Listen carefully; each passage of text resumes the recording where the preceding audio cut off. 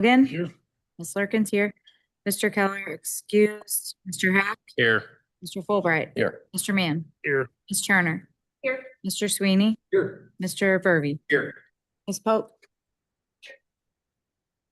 I have 8 commissioners present. We have a quorum. Next is the approval of the August 11, 2026 minutes. Are there any changes or corrections before we make a motion? So the minutes that are before you were amended, but we have found that there are a few more errors on vote records that we will correct. So we can either, basically there were some changes to the telegraph. We can fix that. So we will make those changes and you guys can approve that as amended. Okay. Can I get a motion in a second to approve the amended minutes? So moved. Thank you, Ms. Seconds. Mr. Carey, thank you very much. All those in favor? Aye. Opposed? Motion approved. On to public comment. This is the only opportunity for members of the public to speak about anything that is not the subject of a public hearing. No? Okay, public hearings. Moving on to our public hearing, can I get a first and second to open the public hearing for PC 2026-19, commercial parking zoning text amendment? So moved. Mr. Carey, thank you. Second. Ms. Lurkins, thank you. All those in favor? Aye. Opposed? No, the hearing is now open. Ms. Turner. Thank you, Chairman. So the city's commercial retail parking requirements were recently discussed in depth for potential infill development at Kohl's and Aldi that didn't end up working out. However, we did receive some constructive feedback that boils down to our requirements can seem like too much, and they do limit future opportunities. Staff have been directed to research potential amendments. And for many of you, this is the first time that we're looking at a zoning text amendment. So any changes to the city zoning ordinance is always first discussed here at the Planning Commission.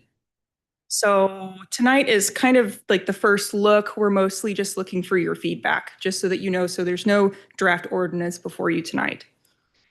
So first, let's look at the current codes in Arnold and surrounding communities. The numbers in this chart are the parking ratios for general retail in a number of cities and counties. So for instance, Chesterfield, Festus, and Jefferson County, they require 5 parking spaces for every 1,000 square feet of gross floor area for general retailers. So your Kohl's, your Walmarts, any clothing stores, retail, anything like that. Arnold and Maryland Heights are at 4.5. A number of communities that are similar to us, including St. Louis County, are at 4. And then there are also a number of communities that are even lower than that at 3.5 and 3 1/3. For regulations, it's always good to be in the middle of the pack. And also for what it's worth, Maryland Heights tends to have, oh, I'm so sorry. Did we turn on your monitors? Yes. Oh, okay. Sorry. We did. Okay. Sorry. Some people would. Apologies. I just wanted, it was a little bit weird because of the TDD meeting ahead of us. But in any case, Maryland Heights tends to have very good model ordinances for the region. They just have a lot of staffing and they have the staff time to dedicate towards getting ordinances right. So just for context, they're seen as a bit of a bellwether. For example of what these parking ratios look like in practice, here's a satellite image of the Arnold Walmart. It is, of course, currently parked at the 4.5 per 1,000 square foot standard for Arnold's parking regulations. With the size of the store, they provide nearly 1,000 parking spaces. If they were parked at 4.25 instead, they would have 55 fewer spaces. And so, of course, for each 0.25% that you go, or quarter that you go down, it goes down about 55 each time. And so for context, that's represented in those blue squares that kind of popped up. So if you're looking at a flat 4, that's 110 fewer spaces. 3.75, 166. And at 3.5, you're looking at 220 fewer spaces. And also for context on what these might look like bunched together, the potential development that was being proposed had 67 fewer spaces. And I just rounded it up to 68 so that it was easy to make a nice box. But essentially in that red area is what it would look like to lose 68 spaces in the Walmart parking lot. So with the current codes in mind, there are a number of potential code amendments that can be considered by the Planning Commission. So I'm just going to go through the main four options that we kind of outlined in the staff report. But basically, option A would be to simply change the parking ratios. This, of course, can be a very impactful choice, changing what the retail parking standards are.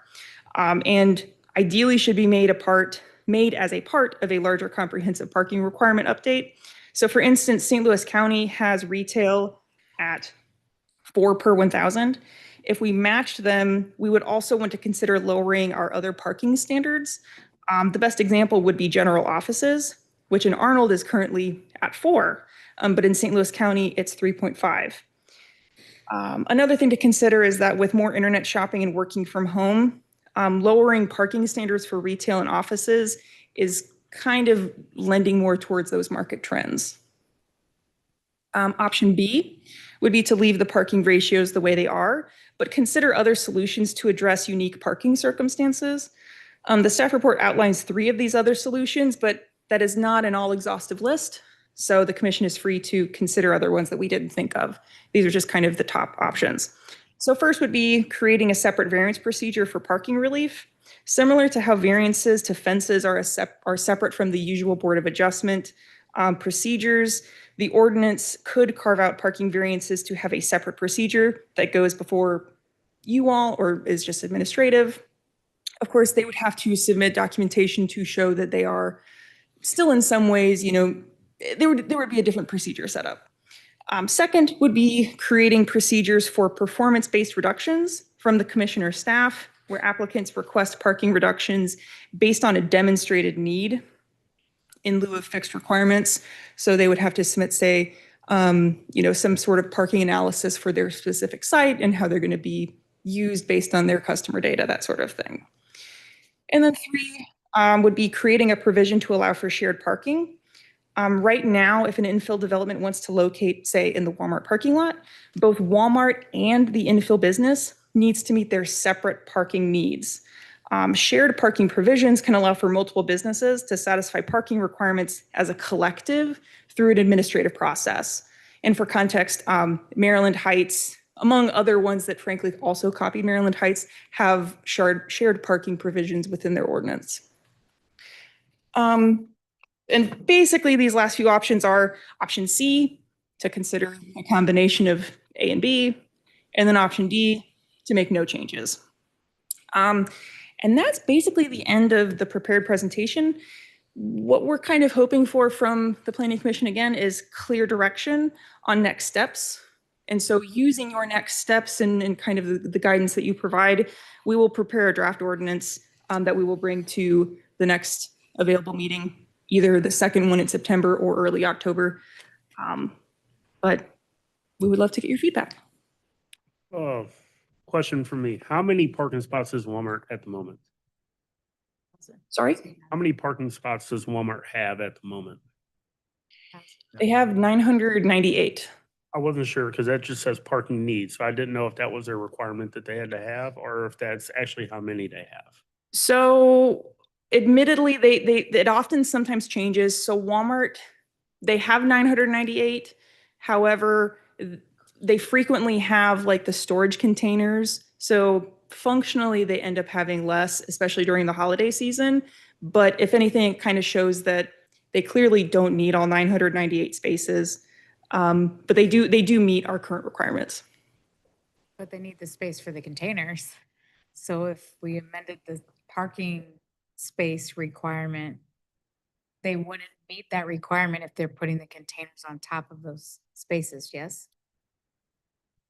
After, if we were to reduce the parking space Well, requirement, or am I missing something? no, you are correct. So, of course, with the seasonal storage, it's always a CUP. So anytime that there is seasonal storage, it would always have to come to you all before they can place those containers. But another thing to consider is that this would only apply to future developments. Of course, Walmart would not necessarily, and nothing would change for them right now. It's just that if there was potential for infill. Oh, yeah. No, that's a good point. It could also be grounds to deny a CUP for seasonal storage if they don't currently meet parking. I was just curious based on the example that was given, just how many spots they had versus what they require. So I can kind of visually. Yeah, and actually, so this whole graphic was actually a recommendation from Mr. Carey. I thought it was a really good way to kind of illustrate what these parking ratios look like in practice, and kind of what you know what the 4.5 looks like versus I mean, because if it was 3.5, basically the end of each row has 14 less spaces. Yeah. Each one of those boxes is 14 spaces, by the way, the little ones. Any other commissioners have questions? Yes. Yes. Sir, do we, of these municipalities that are listed, have any of them reduced theirs? And if so, do we have any data from them as to positive or negative? Has it been a good thing for them? So actually, the only one that I can confirm is that St. Louis County did lower theirs because many of Arnold's codes were St. Louis County codes that we borrowed out of Flattery. And so Okay. St. Louis County used to be at 4.5 and they went down to 4. I don't know when that happened, but I could look into that more if you would like. No, I was just curious if, you know, because you brought up the point of more online shopping and that, which would be one justification for making a change. And I didn't know if we had any data from these other cities that had reduced it, if, how it's impacted just the city in general, if there's been complaints or if it's a positive thing, so. We can do more research if that helps make a decision, but Actually. No, I'm with Mike. I think a reduction of Walmart would be very viable. I don't know if you could, I think we'd have to look deeper to what's on the parking lot and how it would, smaller businesses are gonna be impacted more, I would think, but some of them probably have more than they need too, so I don't know how we'd look at that. We'd almost have to look at the whole city parking lot by parking lot, or to get an accurate look at it. Yeah, I was just thinking that like, how would this affect, say, Orlando's produce stand? Would it affect that? Parking there is terrible. They're existing. So this is only for future? Is that yes? Okay. But if a business was out of compliance, would they have to then come into compliance in the future? For example, the gas station, the Gulf gas station that we looked at recently, they lost, or their CUP needed to be renewed.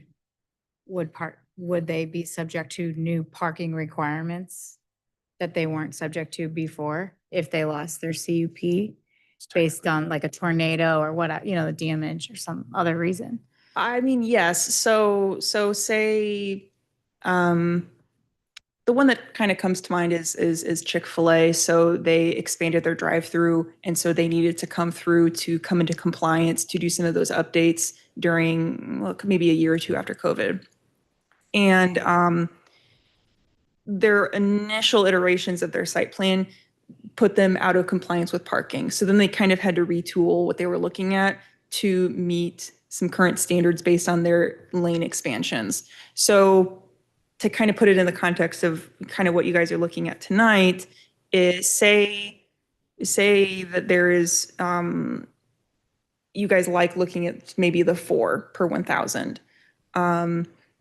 If a new business or an existing business comes into compliance, they would have a lower parking requirement than what is currently. So nobody would necessarily be going out of compliance for that reason, just because the standard would be lower. If you all look at lowering, that is.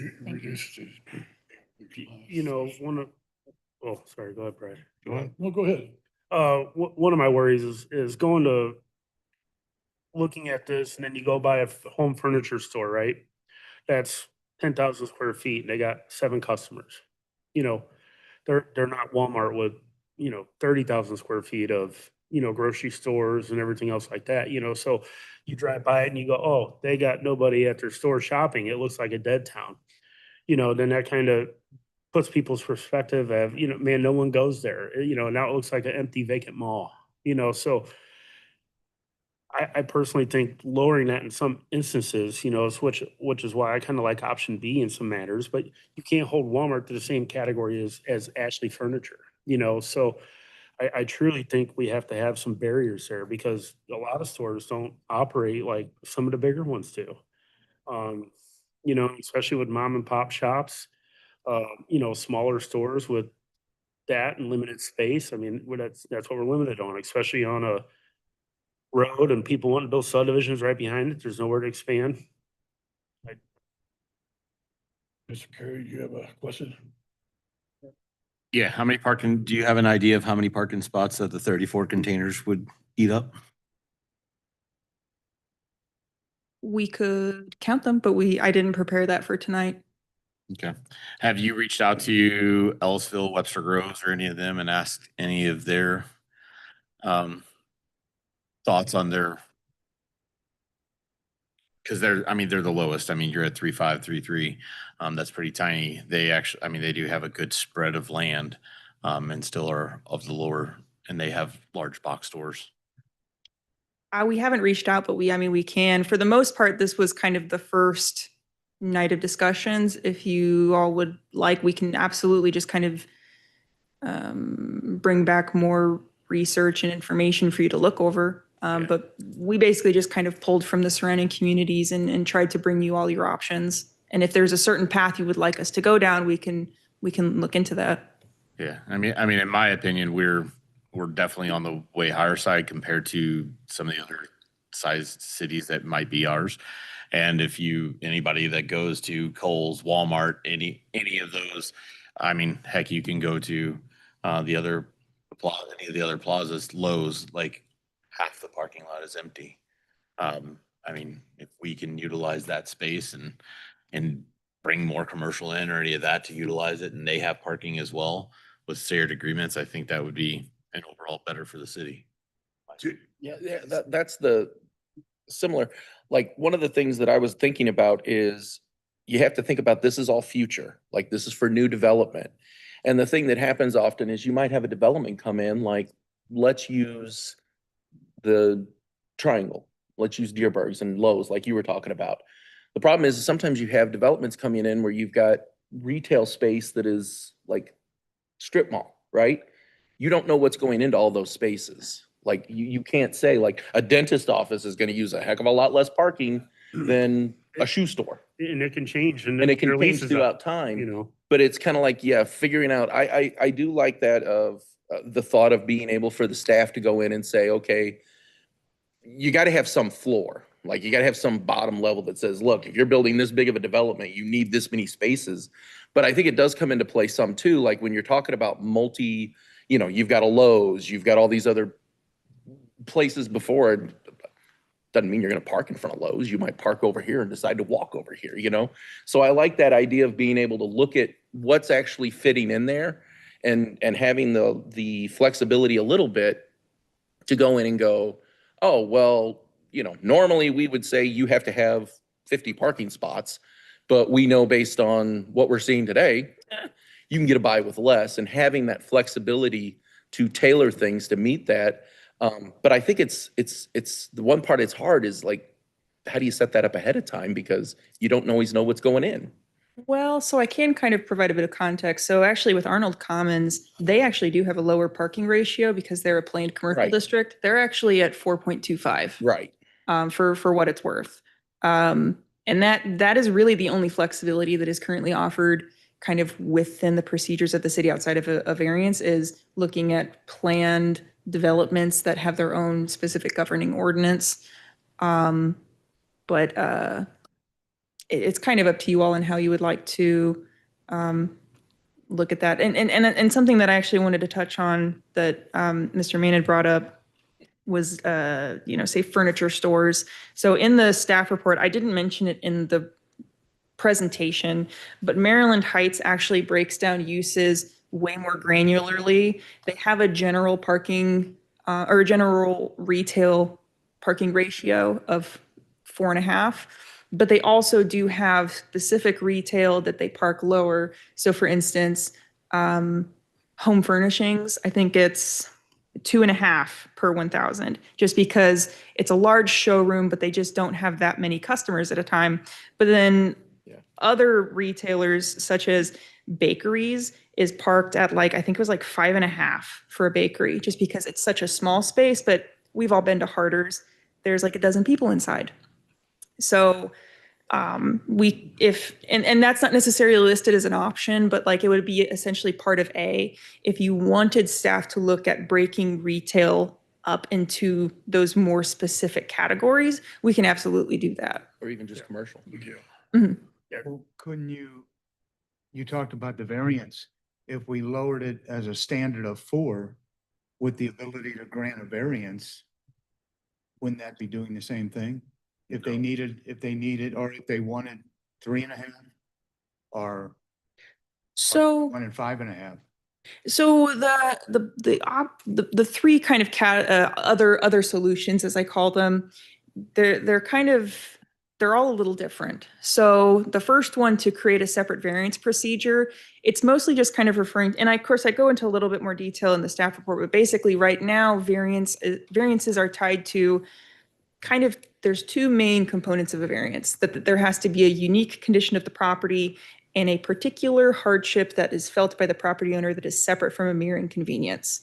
And so really when it comes to these infill developments, meeting the criteria for having a unique condition, like a strange shape to a property, a strange topography, and then a hardship that they feel, it's a very, very high bar to meet for when you're asking for a parking reduction. Okay. So I think what you're talking about more would be, let me see, yeah, the performance-based reduction. So if they can prove that, my particular business only needs 3 per 1,000, then that would be that process Right, by demonstrating that that's what you need. yes. When this would go, say we created an event like this, right? We said, oh, home furnishing stores, you guys are at 2.5, 3%, or, vice versa. And then all of a sudden they go out of business because I swear that's the biggest sign ever sold. And then it changes to small grocery store, and it changes that parking, but that parking's not built that way, right? So I guess from that part of it, we gotta be able to justify the fact that this is going to happen, especially in retail. In retail, I would say there's not much change you can do with that, because that's going to change. That's, but they're building a whole new building for a baker, and so I think that's the hard part with trying to plan this from a get-go. I think that's a really, really good point. And that probably explains why Arnold just has one number for all retail, just so that it applies to everyone, and that, property owners don't build for a furniture store and then they can never have a clothing store in there. They can just always have retail no matter what kind of retail. So that is actually, I really like that. That's a good thing to mention. Unfortunately, we don't want the business to go out of business, but it does happen. You see it frequently, especially with online shopping. Retail's not what it used to be. So I think minimizing that is going to affect us down the road, because now all of a sudden it's old business somewhere. How do we apply them to that standard when we've already approved it for this? So. Any other questions? I do, and it's something that just kind of thinking about that.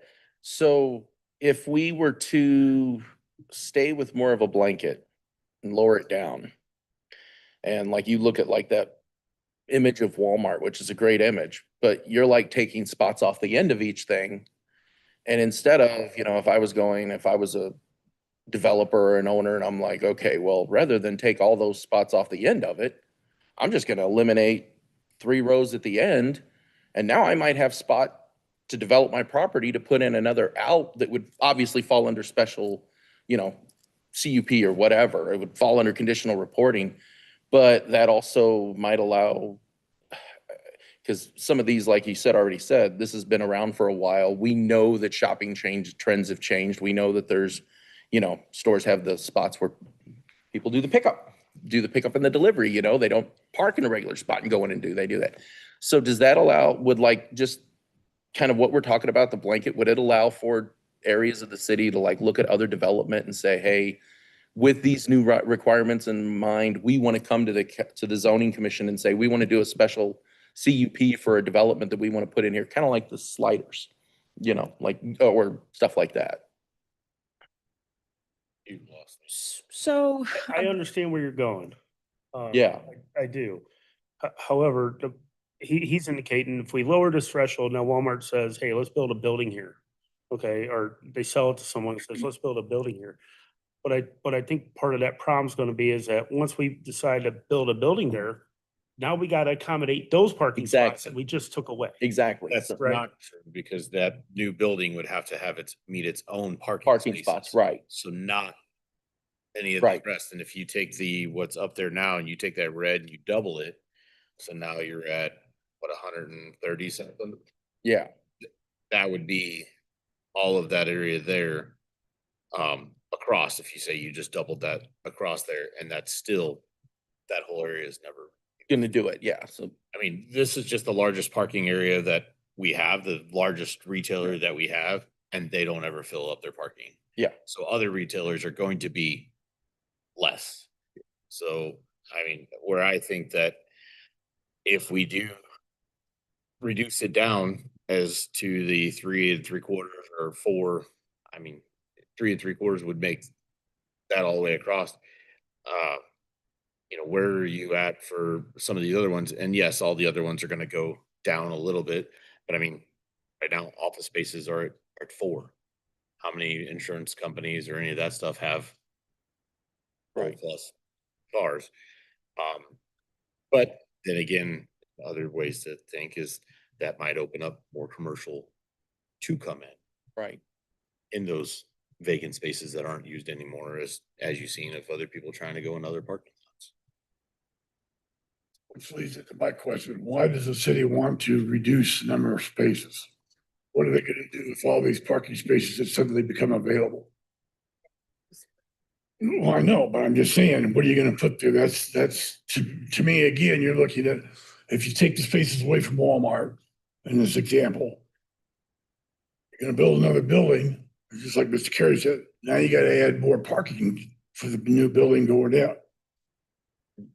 Well, so for instance, the idea would be, it would allow for more opportunities for infill development. And so the idea is that, so say in that red area where Walmart would be losing 68 spaces, there would be the potential there, and you can almost actually kind of imagine it because of that blue outline, that say that blue that's the most northernmost blue box. Say that's the outline of some kind of new restaurant, and they've got a drive-through around it.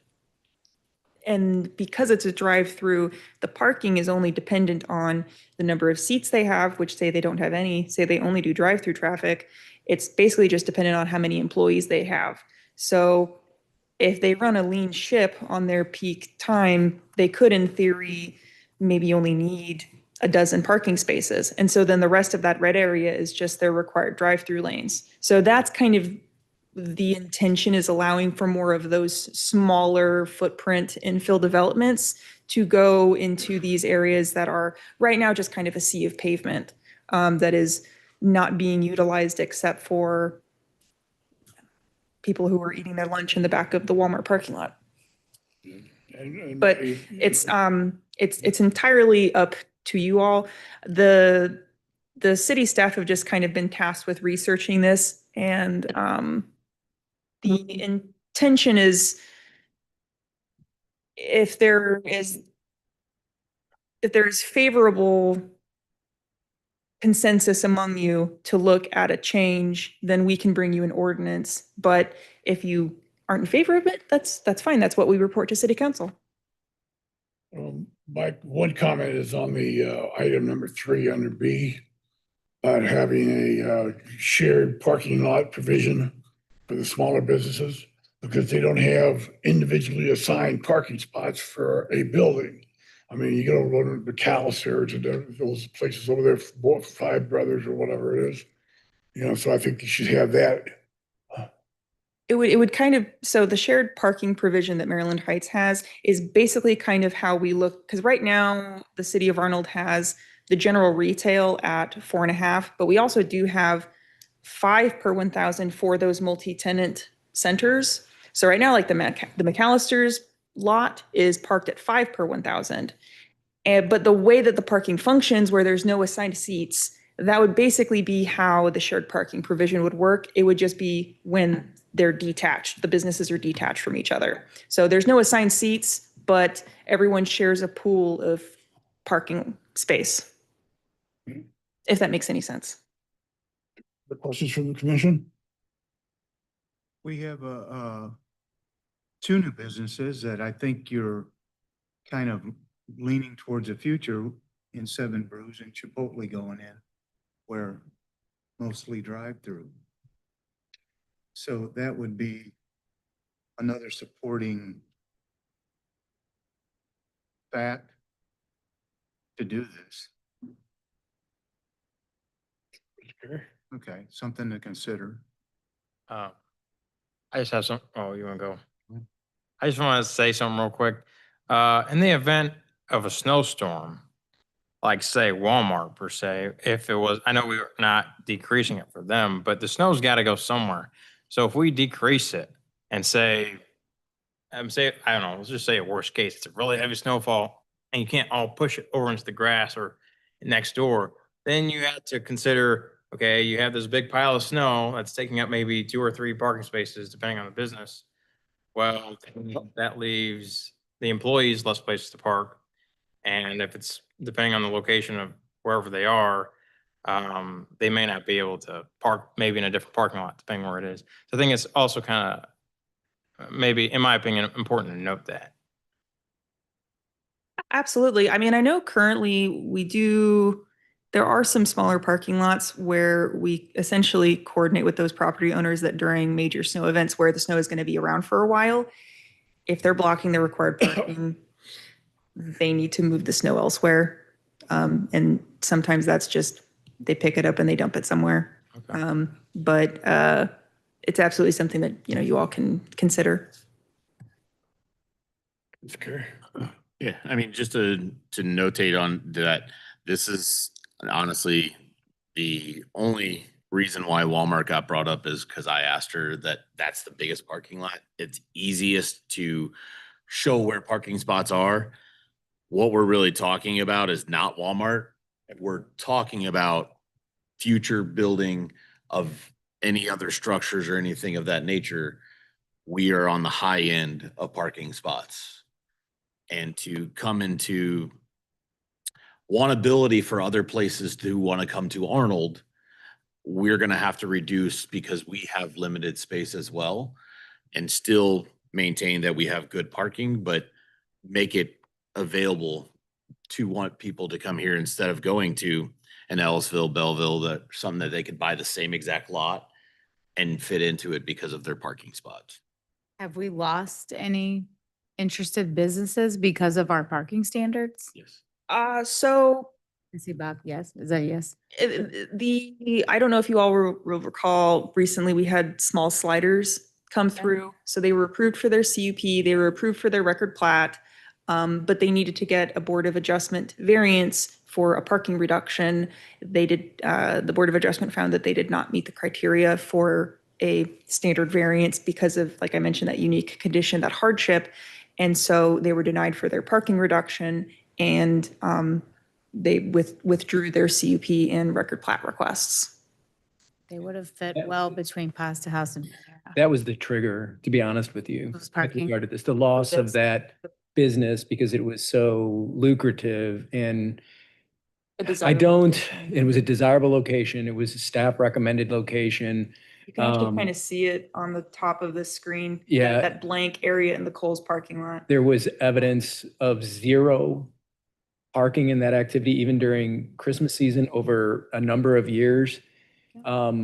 I don't think that the Board of Adjustment's decision was technically wrong because our standard is so high and the hardship definitions are so difficult to qualify for. So it was, in my opinion, it was a clear example of the changing shopping patterns not being recognized by the city in our rules. Right. So that's really was the trigger. Is there an opportunity to lower that bar for the hardship variance? So we could change the definition. Right. And that's kind of what I had recommend. One of the ideas here in option B is that example one to create a separate variance procedure for parking relief. So There are in some places in the country, the local authorities are moving away from this hardship test and using the term practical difficulties, which I think had we had that standard, small sliders would have clearly been able, I mean, my opinion, I mean, I think that it would have been much easier for them to reach that standard. So, I mean, to me, that's a pretty simple change that gives you all and the Board of Adjustment great flexibility in Right. weighing these, options. Yeah, I mean, flexibility means a lot to me because if you do something that's blanket and like Mr. Mann said, when businesses change and the building wasn't built for that new business, it will also drive business away. So I'm not saying I disagree with lowering it in total, but I think offering flexibility as well as maybe not lowering it to the lowest, but in some think- small relief. I but think giving adding that yourselves flexibility. the opportunity to recognize the type of industry, business, commerce that's going in. I mean, to me, not only is that the practical solution and it puts the burden on the applicant to show that they have practical difficulties, but it doesn't tie your hands to this situation where it's an automatic right. And then you have to change the ordinance every 5 years. Patterns change. Yeah, and I just think we're in I think we're continuing to be in a state of flux as to how commerce is done. I think that the generations that pretty soon we're going to be relying on to spend dollars are spending them in different ways than a generation I'm more familiar with. And I just think that, that's sort of the practical flexibility that boards like this should explore. So Did you have something? I guess you're asking us for guidance to say, do we like A, B, C, or D? The question I have is, could we say, go down to 4 and look at B as well to have more flexibility in, like 4 is our overall standard. Mhm. We've lowered our overall standard a little bit to get more in line and try and be more competitive with others, but also include some of that so that you guys can figure out and help us craft I hate to say it, it's sometimes a more difficult process because you're now having to look at these things, but also make more informed decisions. Yeah, we need to be more encouraging in this town to let businesses come in. Right now, businesses are scared. It costs too much money to build, especially with concrete costs. It's not just concrete costs, it's maintaining the concrete, shoveling the driveway, painting it, striping it, cleaning it. The more you have, they're just gonna go somewhere else. That's why the smaller towns are getting bigger because they can build there. And I hate to see all these empty lots. I mean, Lowe's is empty. Home Depot is empty. Yeah. Walmart is empty, but when they put those containers there, and it's seasonal, that's when that lot is full. So I don't necessarily think that reducing Walmart's parking in a significant way would be good for the city, because I don't think that we would deny a CUP for their storage containers. I remember last year when we talked about that. Denying them their storage containers means denying the people of Arnold shopping ability during Christmas. So we wouldn't do that. But they would lose a lot of parking spaces. Well, and really, just to point out, they would only lose parking spaces if there was that sort of infill development. They don't necessarily lose them automatically by changing the ratio. It would only, but of course, the opportunity would be there for that sort of infill. I think I'd like to know how many parking spaces the containers take up, so just for my own curiosity now. Now, Typically, they're 40 by 10, so you would lose 2 spaces per container, but they're stacking a lot of them on top of each other. Oh, they're No. not stacked on Oh, top they're of not each other. stacked? No, and there's, they take up more than 2 spaces. They're Well, parking pretty, space is they're 20 feet. pretty large. 20-foot basis, 20 foot. 19 and by 10.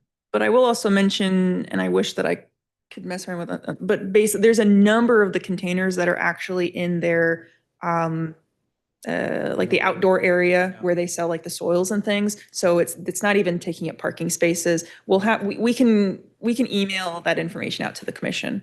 Yeah, that would be helpful. Yeah. I think she actually showed it on the last, it was on the, I have a site plan from last time, a site plan that shows exactly where the containers are gonna go, the one that was approved for the next 4 years. I can send that out in an email and show you exactly where they're gonna be and how many spots are removed with the current parking. yeah, but I thought she even mentioned that on there, how many there. Yeah, we can get that information to you.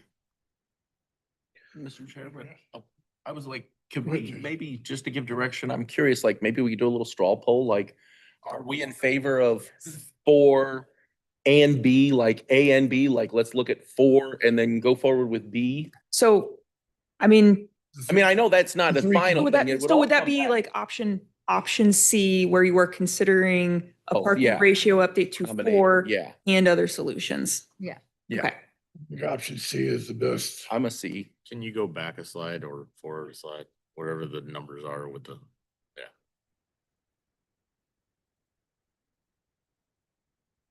And just for some context, the reason why like I keep mentioning 4 is just that developmentally we are just, Arnold is just so similar to St. Louis County.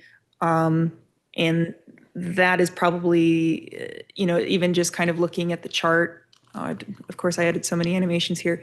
Looking at the chart, like 4 is kind of that middle, that pure middle of the road. So at least that's why I keep mentioning 4. St. Louis County does an awful lot. They change. Oh, that too. So, and also that St. Louis County is, of course, one of the largest counties in Missouri. They've done a lot of work. They've done a lot of research on trends and everything like that. but their footprint is the whole county. Yes. You didn't have on there what Jefferson County is. Yeah. Was it- Jefferson County's 5. Oh, sorry, I see it now. Well, shall we take a straw poll? Yes. All those in favor of item C, amendment C, considering increasing it down to 4, and then example 1, 2, and 3. Aye. Very unanimous. Very unanimous. Thank you. And God. Thank you, Alan. Okay, is there any other questions or comments from the commission? We did, just in case you're wondering, he pulled up the map here and was it 13? It looks like 13 trailers or 13 storage units actually take up the parking spots. 13 spaces. That's a few less from last year No, too. I think it's 13 trailers. 13. Well, we can get you guys some final numbers. That's less in the front parking than was last year too. They moved Mhm. more to the rear. Mhm. But they have taken up more parking spaces than the trailers because they got to get into the trailers in some of the areas. Yeah, So- yeah, they're going to be bumping them out a little bit. We'll get that information to you. Any other questions or comments? Any members of the public have questions or comments on this application, be advised this is your only time to speak. All right. This hearing will be kept open and continue to a future planning commission meeting when staff has prepared draft language per the commission's feedback. Thank you. Moving on to new business, we have planning commission training, Robert's Rules of Order. Ms. Turner? Yes. So while we are discussing training, but before we jump into the main topic, I wanted to also provide something else to the Planning Commission. So there was some conflicting information that was discussed at the last meeting regarding the city's zoning districts. So before you tonight, the staff have created a zoning districts cheat sheet that can hopefully be a useful reference tool for the commission as we discuss rezonings, but also long-term planning policy. So if you guys have any question on this, please do not hesitate to reach out either to myself or Henry, or if you have any questions now, be happy to assist. I know you guys are just looking at it, but I'll give you a second. Oh, this is great. Thank you. It just helps us understand what we're reading. Yeah, absolutely. Okay, Ms. Turner, Robert's Rules of Order. Yay, Robert's Rules of Order. Okay, so tonight we are going to spend some time learning the basics of Robert's Rules of Order, which is a parliamentary procedure framework that is designed to ensure that everyone has a chance to speak, that the discussion stays orderly, and that boards and commissions such as yourselves can make decisions in an organized fashion. First, I'm not going to read the whole slide, but some history on the rules. Basically, in the Civil War, there was a guy named Martin Roberts who found himself running a meeting and that he was not prepared for it. The experience prompted him to develop a set of rules for consistent and orderly meetings. He worked on a number of versions through his lifetime, and 8 more have come out since his passing. But basically, these are very old rules. What does that have to do with the Planning Commission? Well, Arnold structures its meetings generally in a Robert's Rules format, like many, many other boards across the country. Although please keep in mind that Roberts is a flexible set of procedures and that each community, each board even, does it a little differently. So here's the agenda items for a typical Planning Commission regular session. So what is in a regular session? It's primarily comprised of 3 sections aside from roll call, pledge, minutes, and et cetera. Those are pretty self-explanatory. First is public comment. So of course, this is the chance for the public to comment on behalf of matters that do not have a public hearing on the agenda. So for instance, this can be site plan, this can be an update that the director gave, this can just be a general comment. But if it's a matter of a public hearing, that needs to happen during that public hearing. So public comment is not the time. Second, public hearings, which are particularly important for, frankly, most of the business that comes before this commission. During a public hearing, staff presents our report. If there is an applicant, the applicant has an opportunity to speak, and members of the public have an opportunity to provide comments. And of course, the commission asks questions of everybody, discusses with everybody. One important distinction is that the public hearing is the designated opportunity for the commission to receive testimony and information from the applicant and the public. So there is a time for the commission to talk amongst yourselves in executive session as well. But if there's any question that you could possibly have for the applicant, the public hearing is the time to do that. Yeah, I already touched on that. The other business are agenda items that don't require a public hearing. So your site plans, very rarely, weird variances like for fences. Staff presents the request, the commission discusses the matter with staff and the applicant, but there's not necessarily public feedback. And then here are the agenda items for a typical planning commission executive session. What is an executive session? So this is when the commission makes determinations and kind of deliberates amongst themselves. Only the commission and staff can speak during executive session once it starts, but as you all know, you can kind of go in and out as long as you make the appropriate motions. So what are the components of an executive session? Old business are items that have already come before the commission and were carried forward prior to making a determination based on missing information or a request by the applicant. We normally don't have old business, but we do happen to have old business on tonight's agenda, so that's kind of a good example. Of course, new business is most of what you guys see. It's items that are coming before the commission for consideration the same night as their presentation and hearing. And then, of course, there's reports and announcements, where various members and staff provide whatever relevant updates you guys ask for or need. So now that we understand kind of what are the components of the agenda, how does one run a meeting using Robert's Rules? And that is motions. Every process or formal action is made by motion, and there are 4 general types. So the main motions are kind of the bread and butter, motions to approve, motions to open or close hearings. All of these are main motions. Motions of privilege are much less common, but do happen. They mostly affect the conduct of meetings or members, such as going into recess. Subsidiary motions modify or affect other motions. The main one that you might be familiar with is amending a vote to approve, to add a condition. And then incidental motions deal with procedural questions. This is uncommon, but the most likely incidental motion would be a point of order if a member believes that meeting procedures are not being followed correctly. And I'll mention more about interruptions in a second. But here are kind of the general steps for making a motion. So all of this involves being recognized by the presiding officer, in this case, the chairman of the Planning Commission. So first there is a first, and then there is a second, and then the chairman sets it before the group. Any discussion or debate happens at this point, including any subsidiary or incidental motions. And then the chairman calls for a vote once that discussion has kind of reached its end. And then the chairman announces the result. And that's kind of the process for every motion that you all will make. And this is the last slide, I promise. I wanted this to be brief, that way there's time for Q&A. But the next is kind of discussion decorum. So Robert's Rules' main purpose is to allow for debate and disagreement without getting disorderly. So the chair controls recognition, meaning that commissioners generally wait until the chair recognizes them before speaking.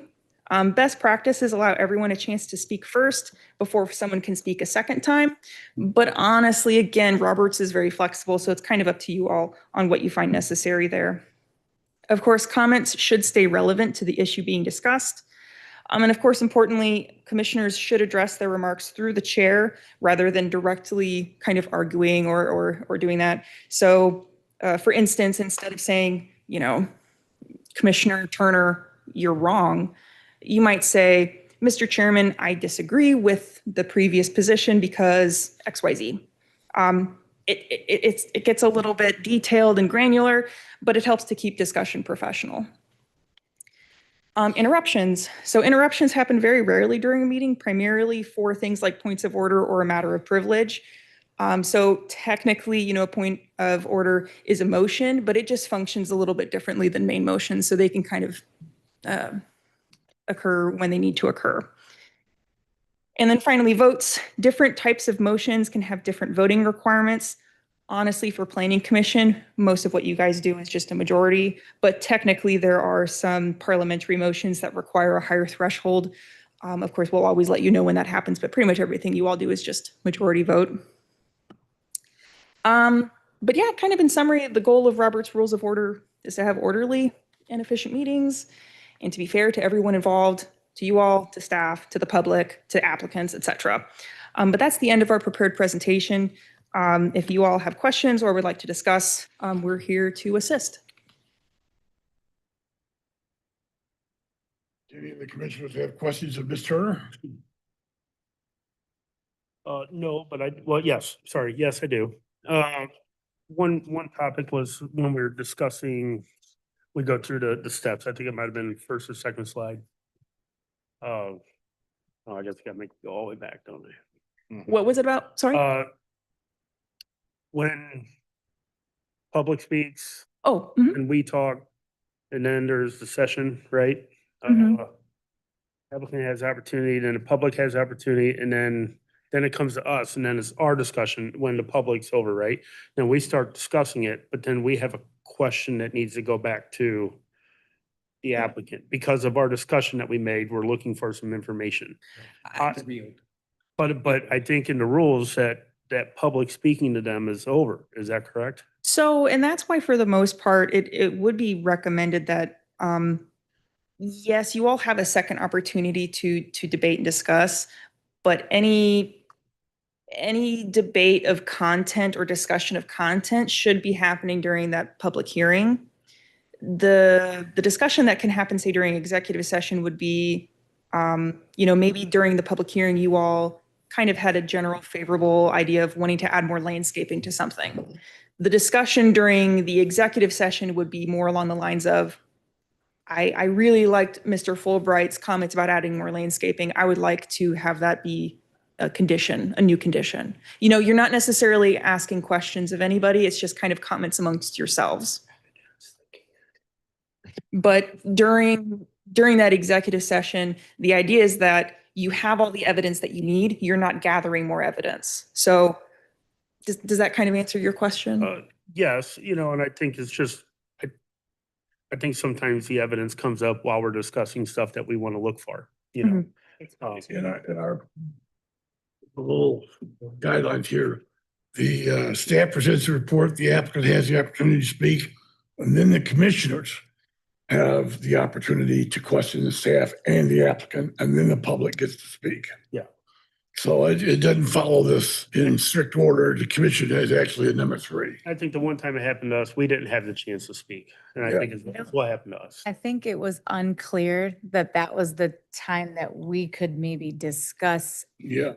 as a group with the applicant. But would, And that's Yeah, and maybe that just wasn't And- clear to us, and therefore we didn't know that there were some limitations while we were in executive session. Well, and if that situation ever comes up again, we would resolve it in the same way, which is if you all realize that you're in the middle of executive session, but we really should have asked the applicant this question, you close executive, reopen regular, reopen the public hearing.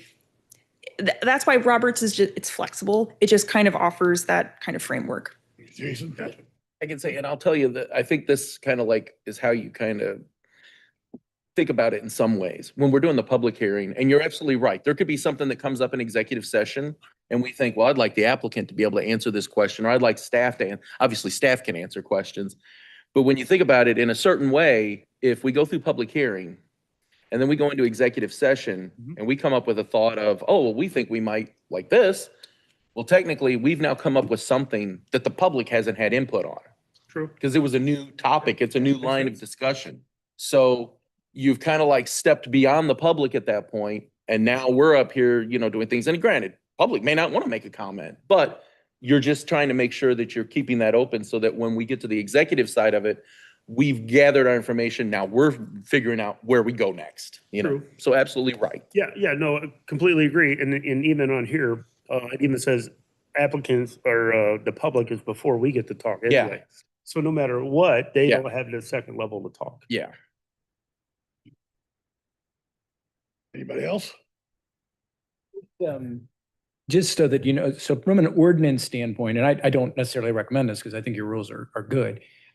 You do have the right to establish your own, I mean, like these rules that we're following were established by a planning commission before you all. So the ordinance does allow you, within the confines of due process, to change. Yeah. If you wanted to do something a little bit different, you do have that authority. Very good. Okay.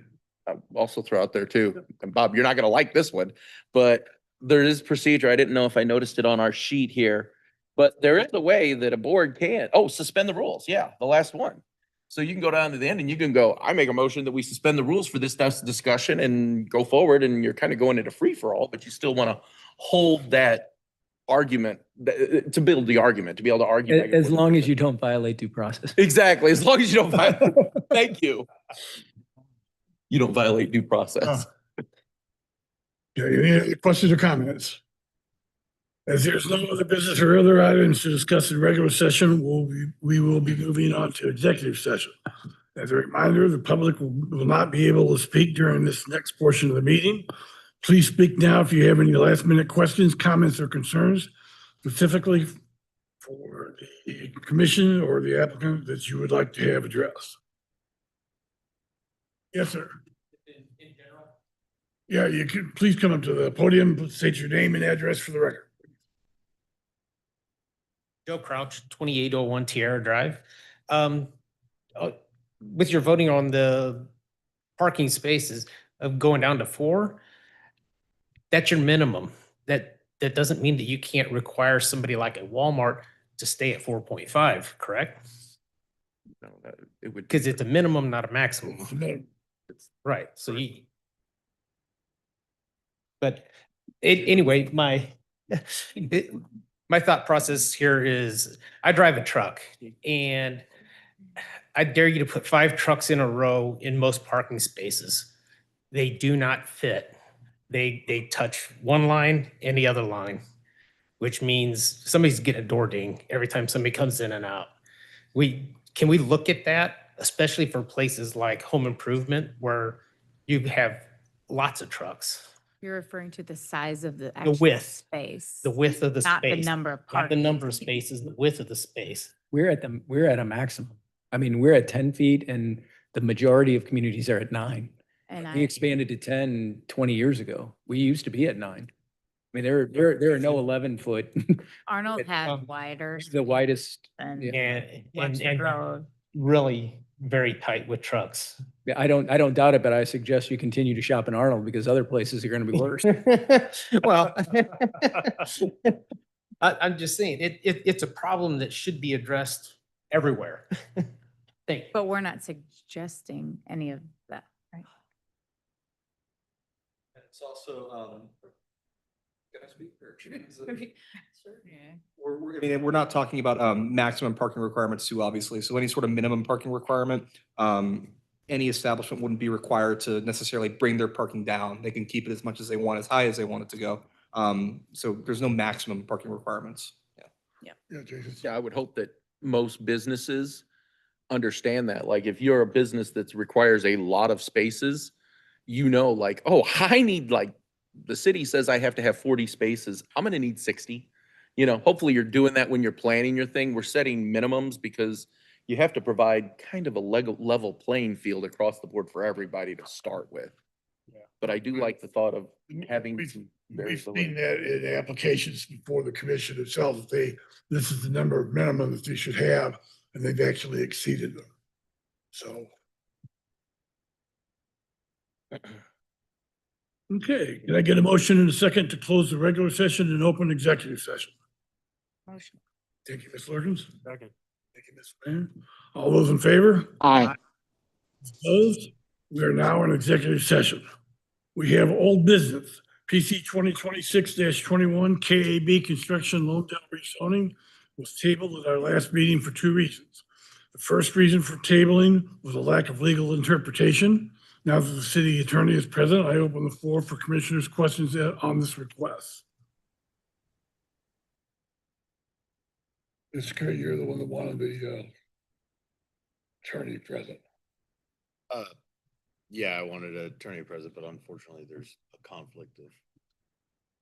So if the question is general in nature as to the commission's authority or the law, there is no conflict. If the applicant and the city are in disagreement about something, there's likely a conflict here. I have represented KAB in another matter, but if the issue is general procedure, qualifications, requirements for the issue before the commission, there is no conflict. So I guess I would say I need to know what the question is before I know if there's a conflict. Well, we had a packet of 67 signatures that were attached to it, and I don't even know that this was actually posted as a public comment to all the people. Is that as well around there? So zoning is a legislative function. The commission has greater authority to determine a rezoning. The fact that individuals sign a petition in and of itself is not a determinative factor. It is certainly something that can be considered, but the commission, when reviewing that, should be looking at things like buffering, surrounding zoning conditions, plan consistency, environmental controls, things like that. But if those objecting neighboring property owners bring additional evidence, that is something that the commission absolutely can take into consideration. Traffic studies, noise issues, those kind of things. But the signatures themselves don't provide any evidence. There's no, it's just, I don't want this. And the law is pretty clear that neighbors who say, I just don't want it, that's not enough information to base your judgment. But it's certainly something that you could take into consideration based on everything else. So I think it's important that the signatures were attached, but I don't believe it's dispositive. Jason? So I think the valid reason to bring it up is to say this. So like we have an applicant that's currently tabled. We have to make a decision at some point on that because we've also asked them to perform extras. So I do think that like if we have specific questions that we need answered, can we put those together? And if it's a conflict of interest, then the city hires an outside attorney to answer those questions. But what are our questions? Because keep in mind, at the end of the day, we have, as you said, you've got signatures from neighbors who say we don't like this, but we also have an applicant who has applied to do something with their property, and we have a responsibility to that applicant as well. And And we also so, asked for a traffic study as part of that as well. exactly. And I will clarify, we haven't, Second. as I say, we haven't received the traffic study yet, so, and I know that we wrote it into kind of the chairman's notes that this will continue to be tabled because we haven't received the study yet. It's just that there were 2 reasons for tabling it, so we wanted to make sure that any questions that you had were addressed. That study is in process right now, by the way. Okay. Is that from the city or on the applicant side? Yeah. Okay. They're working with CBB, which is very standard for providing traffic studies. And when are they gonna start that? I don't have any time frame right now, but I'm in constant communication with the applicant. It behooves them to do it as soon as possible, of Right. course. But my question on that is because right now, currently Palmy's closed. And that is being taken into consideration. So they're pulling historical data from before construction as well. But like I said, it's still in progress, but they are aware of that. Did we get our hands on the study from before we did Londell Road? So Public Works has a traffic count. They don't have a traffic study that was done prior to the improvements. Gotcha. Go ahead, Jason. So I have a little bit of a concern on a traffic study. Again, it's totally legit to ask for that, but I think that I'm going to say this, I could be wrong in the end. I could be wrong. But as best as I can tell, looking at the data, Londell Road is a major collector road. Now, that's important, and I even sent this to Mr., thank you. So like, this is the map of MoDOT's road classification. Arnold is considered an urban area, and we're considered a part of the St. Louis district, or of the St. Louis. So I'm so sorry to interrupt. I just want to mention the map on the right is actually, we found this from the 2000. Oh, okay. City of Arnold. That's the cities. It didn't scan very well, but it lists Londell as a collector. And I know that it didn't scan well, but it shows Londell as It's a collector. It's a collector, yes. And the reason I bring that up in this map on the other side is you have to realize that it's looking at my crystal ball, which can be wrong. The fact that that's a collector road means that that road is intended to, and I don't remember what the upper limit of it is based on the federal highway thing. I want to say it's like 6,000 cars per day. Like 6,000 is the upper limit of that based on, and I'm kind of going back to when I served on East-West Gateway for a little while, because that was something that we worked on there. And the thing is this, you're talking about a tract of 10 acres. You're talking about going from like 20 to 40 houses. So you're only looking at the change. And the reason I say that is that I think the traffic study is going to come back and go, the change of the number of houses, and I don't know this, but it's like so small that it's like within the standard deviation error. It's like deviation of error, standard error. You know what I mean? Like it's minimal. Now, we are totally legit to ask for that. We are totally legit to use that. But I don't know that that particular study comes back and shows like Significant change. yeah, like a significant change in impact in what you're doing. That's why I was like saying that, and I said it in the last meeting, I was like trying to call it, and I didn't know what it was classified as, because these things do matter. When you're looking at these things, whether it's an arterial road, whether it's a collector road, whether it's just a neighborhood, it makes a big difference because you're asking for something that may not show any significant change. It may not warrant it. And, you know, you're doing that. It also comes into play that that's a part of what we have to look at. And I think that it's a good thing to, you know, go out, and I actually would be more than happy to forward this to staff to forward out. I mean, one of the documents is like 69 pages and it gets really in depth. But the things that go into how roads are done, you know, you look at like how many roads are feeding into them, how many roads are coming off of it, how many subdivisions does it surface? What are the changes in elevation? Are you going downhill? How far can you be between entrances and exits? And obviously the lower you go, the more freedom you have. Obviously you don't get to build an interchange off of an interstate. You know, that's a big deal. That goes through the whole big stuff. But I just, it's valid to ask for it, but I think it's also important to know going in, like, what data am I going to get from this? Is the data going to really help me make my decision? Is the data going to come back and show it's perfectly fine, you know? And then all of a sudden, you know, like that could handle another whatever. And I also agree with Mr. Carey and your points that, like, hey, you've got traffic being shut off from another area right now that's going to inflate that study. But again, is it going to inflate it enough to really affect the study? Because in order to do things like that, you've got to kind of take that into a consideration. You know, if we're talking like Wicks Road's a totally different scenario. You know, there's a lot that's not considered the same type of a situation. So that's why I wanted to bring that up and throw that out there, is since we were kind of doing education stuff, and say like, and I'm more than happy to send an email to you guys so that it can be shared, because that's some of the things that when we're doing these things, again, yes, we have a responsibility to our citizenry as a whole, but we also have a responsibility to the applicant. You know, we have a responsibility to both. And we, as you said, like, we're trying to bring in development. If we're not going to be fair with people, then we can hang a sign on the city and go, hey, don't come to Arnold. Yeah, we're closed for development. And that's, and to tell you the truth, I'm not saying that that's what is a bad thing necessarily. That's happened in the past. Some communities decide they don't want to do that. I don't think that's where we are. I don't think that's where our citizenry is. But again, it's just, I just wanted to throw that out there, and why I bring that up. It's like, and it's valid, but we have to understand what we're asking for in some of these cases.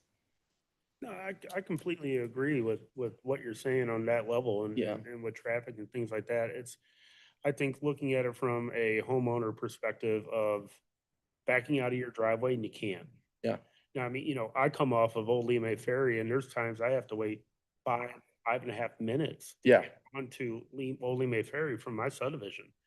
And I could just imagine what it's like to try to back out of your driveway. Yeah. You know, so I think knowing that in the back of my head, it's like, okay, well, that's a problem. Absolutely. You know, I will tell you at 4 o'clock, you ain't getting out, Mm-mm. you know, but, you know, 6:30 in the morning, yeah, not a Not a problem. but no one's gonna wait that long, right? Well, and that, You know, so, and again, it's a domino effect. We proved this one based on that, then we proved the next one based on that, and we proved the next one. Next thing you know, we've got to tear down houses to make a roadway, and you saw what can go Yeah. on with that in and, this town. and You know, that's why, so it's not easy. no, and you that's know. why I say to you, and I agree with what you're saying 100%. And that's why I say to you, though, part of what we have to do and part of what the council has to do, like, so for instance, you bring up Old Lima Ferry, you notice that's a green.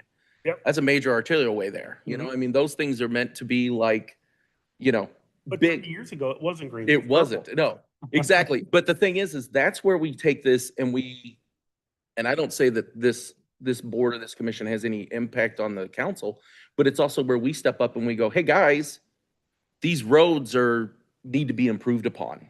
Yeah. Because that's the other thing, because when you have something like this, you've kind of got numbers baked in that say, this is what we're expecting development to go along, Yeah. you know? And I think that's where,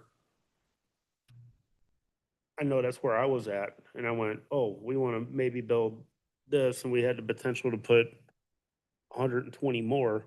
And we just built the road to satisfy, I think, what we have. So Yeah. did we build it for additional 200 homes going into the street? And I think that's the kind of information I think Yeah. But folks, this is a very robust and appropriate discussion, just not really on our agenda right now, because what we're sorry. talking about is legal questions or the traffic study. So, Gotcha. I mean, it is tangential, but I would just, it's not a public hearing, so we're kind of talking about some things that the public might have input on, so.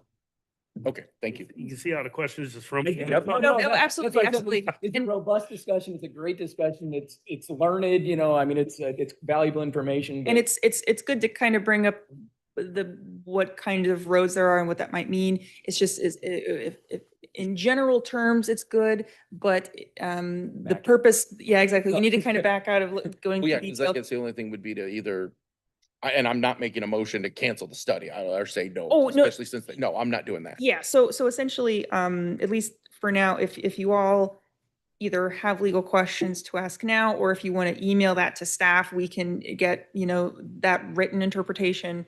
But then other than that, we are still, of course, it is tabled pending a traffic study, so I'll leave it up to Are you. there any other questions or discussion on the legal interpretation point that was brought up, the first reason why the motion was tabled? The second reason for tabling, the commission requested a traffic study.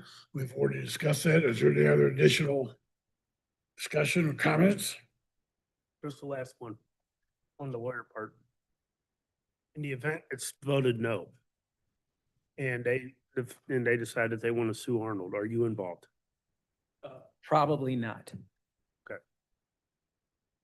The reason I couch that is that there are, there is an opportunity to avoid conflict of interest in a myriad of ways. So, but I would say, I'm not a betting man, and I would put some money on the fact that I wouldn't be involved. Anything else? Seeing if there is still outstanding information needed for the commission to make a determination on this request, PC 2026-21 remains tabled. Going to new business, we have no new business to discuss. Next up is department report, Director Turner. Yeah, so of course, just to mention, if you guys have any questions on either the zoning district cheat sheet or Robert's Rules of Order, please just send those over to me and Henry, and we'll do our best to get you those answers. And we will, of course, come to you probably either at the second September meeting or the first meeting in October, following the feedback that you guys gave us. Thank you so much. I know that last time I was asked about that planning seminar. I have still not heard when they're going to be doing registrations for that. I don't know what's going on, but I will let you guys know as soon as I can on when that will be. And of course, I'm referring to the UMSL Fundamentals of Planning seminar. Other than that, the next meeting on September 8th has a preliminary plat and a subdivision variance for a different type of turnaround. So you guys are very lucky. You're seeing all kinds of very unique applications that don't happen all that frequently. And of course, we'll provide a bunch more information when the packet comes out next week. So, thank you. Thank you. Next is council liaison report. Councilman Carey. Of course, been in here, so I don't know how the vote happened, but if you'd seen things floating around Facebook and the agenda for the Fox School District this evening, there was a discussion and vote for Simpson and Londell to possibly come into the city limits of Arnold, and that would be voted on Thursday if it made vote this evening. Did you? Actually, I think Anthony let me know that that was unanimous. It did. Mhm. So, Simpson and Londell Elementary will come on Thursday in front of the city council to now become part of the city of Arnold and not Jefferson County. So. Thank you very much. Do any members of the commission have announcements or discussions? Okay, I want to adjourn. Can I get a motion and a second to adjourn? Motion. Thank you. All in favor? Aye. Opposed? We are adjourned.